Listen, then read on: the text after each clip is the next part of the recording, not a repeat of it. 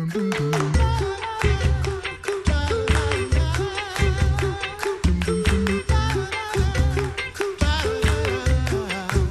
listening to the Coffee Hour. I'm Andy Bates. I'm Sarah Gulseth. It is Wednesday morning.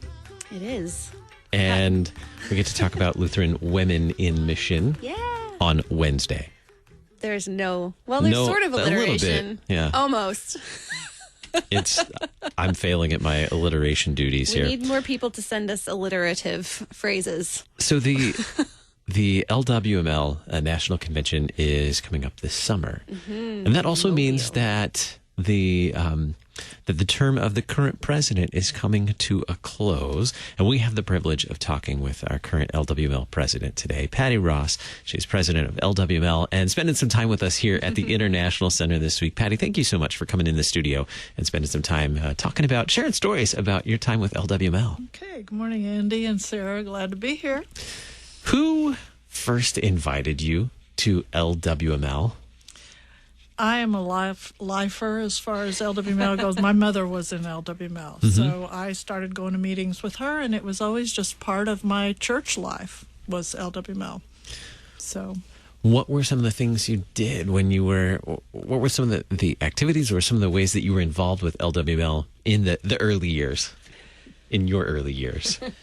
Well, I really started out, my main interest was, I guess you would call the Acts of Mercy end of it. I was really into Lutheran World Relief and Lutheran World Relief and human care kind of stuff. I was most impressed to stay in LWML when I went to an LWML convention and I heard Edna Wagshald speak. She was, I think, a member of the board of Lutheran World Relief, and talked about how they were overseas doing various work over there.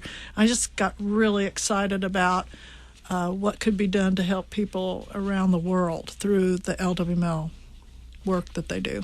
How did those experiences influence these last few years in your role as president? Well, I think I've always seen LWML as taking the woman in the pew and seeing what is her strong point, what are her interests, and trying to build on those interests and strong points. There are some women who are very interested in works of mercy. There are other women who are very interested in Bible study and writing Bible studies. There are other women who are interested in doing physical hands-on mission trips and stuff like that. But there's all these things going on out there, and what LWML tries to do all these years is to take these women, look at what they're doing, what gifts God has given them, and then turn those gifts into helping His children around the world. Mm-hmm.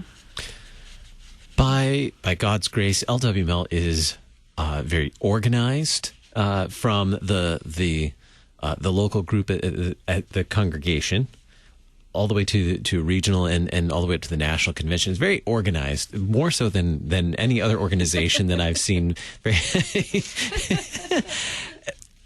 And there's a lot accomplished through that, through the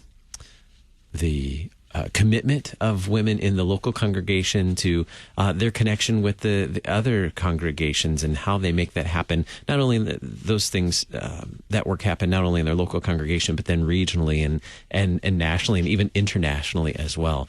What are some of the great things that you've had the opportunity to see, the great work that you've had the opportunity to see done through local LWML groups all the way up to national and international work as well during your time as president?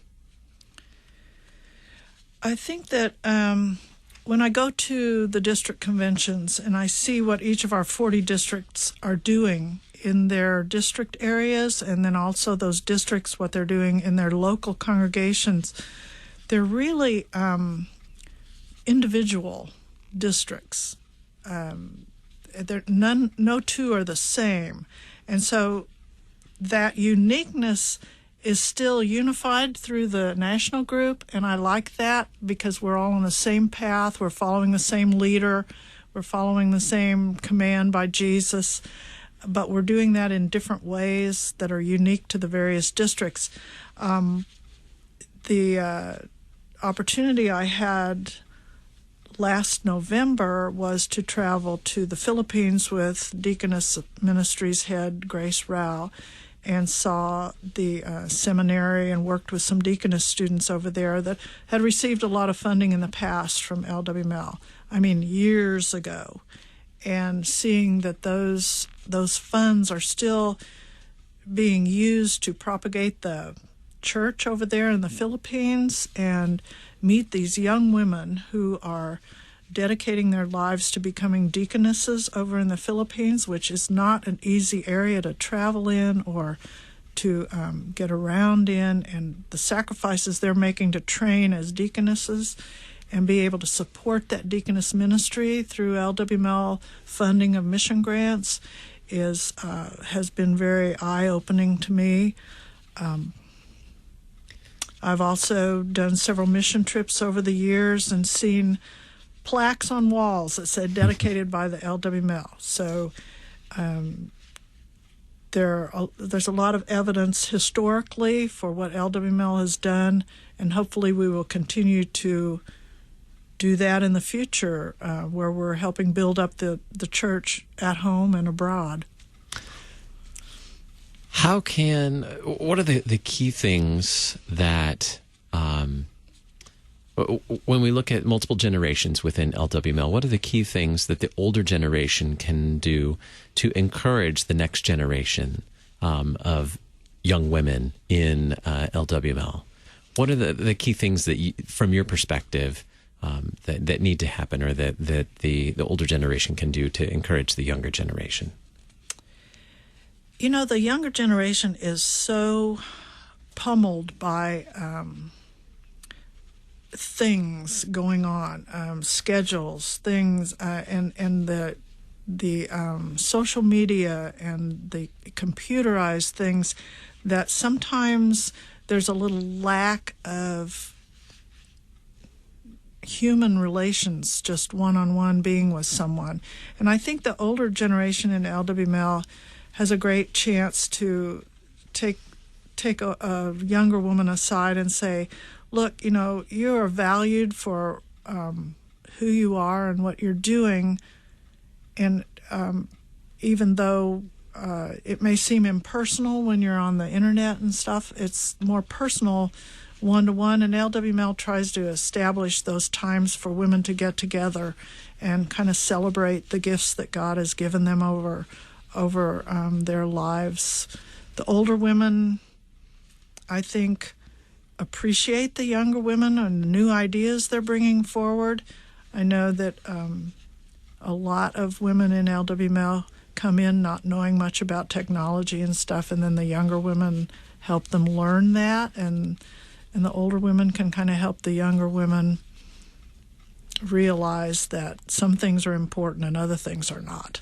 I mean, when you're older, you have that luxury of looking back and saying, you know, that really wasn't important. They told me it wasn't important, and now I realize it wasn't important. So I think you need to say that sometimes to people so they don't get so upset about things, stressed out.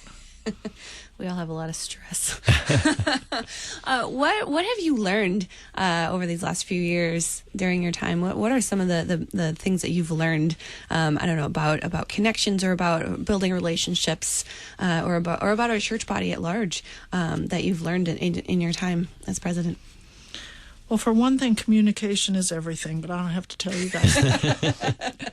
Communication is everything. It's always better to over-communicate than under-communicate. One of the things that LWML does that I think is not appreciated all the time is the mission education that we do. Our church body has some fantastic missions, some fantastic recognized service organizations doing wonderful work. And I would say that for the most part, a lot of our congregations don't know that. They don't know what's going on because they're not part of where I'm at, where I can have communications with synod people and RSO people and that kind of thing. And so one thing that when you're a grant recipient from LWML, you are featured, I guess you'd say, on our website. on the district websites. They have devotions and prayers for a particular mission grant, and they're talked about and then, PR'd in our various communications and stuff so that people learn what that ministry is doing. And I have seen people latch on to ministries after hearing about a mission grant for a ministry through LWML. And they have gotten in touch with that ministry and said, we want to help, we want to do something like that. And so I think it's a real educational value to the LWML mission grant process. And all that communicating, that kind of stuff is part of what LWML does. Mm-hmm. Now, you mentioned earlier 40 districts make up the national organization. Mm-hmm. Of those 40 districts, did you make it to all 40 district conventions? That's a lot of conventions. All right, so who puts on the best district convention? Oh, boy. Well, I don't want to get in trouble. Call them out. Of course, you can imagine that Texas, being that big, puts on a pretty good convention. That's so true. Texas is good. But some of the smaller ones are really fun. I remember a Louisiana-Mississippi convention in Houma, Louisiana. There were no roads further south than Houma when I pulled it up on my GPS. We had a really good time down there. No, they're all so different. They're wonderful. They each have their own unique gifts and personalities, as you pointed out. And when you look at the mission grants that the districts do and add that to the national mission grants, but they're just out there in their districts, just covering the entire United States with mission work. Mm-hmm. Where do we go from here? Your time as president is coming to a close at this convention, right? Mm-hmm. And so a new president will be elected at that convention? Yes, she'll be elected for the next 4 years. Half of our officers are elected each 2 years. So what's the outlook from here for LWML? I think LWML is coming into a really active time right now. We have more and more women who are, what do I want to say? They've gotten their kids out of school, out of the house, or they're some of them are retiring from busy professional lives. We have an incredible core of qualified women working within LWML.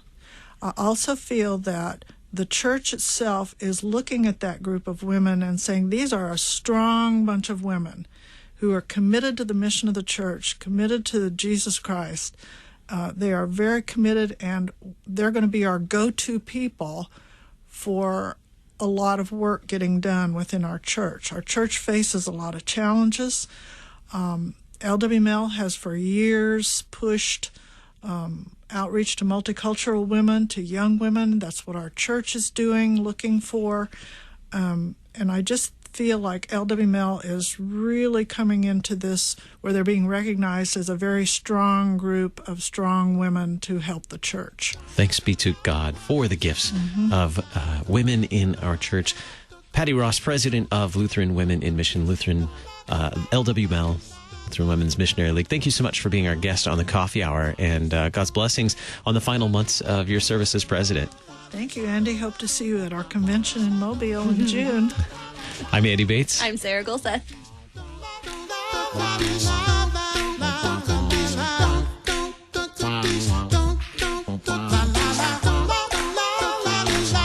The Coffee Hour with Andy and Sarah is a production of KFUO. To support the Coffee Hour and KFUO Radio, visit KFUO.org. You can also text KFUO to 41444 or send an email to gifts@KFUO.org. And you can call us at 800-844-0524. KFUO. Christ for you, anytime, anywhere.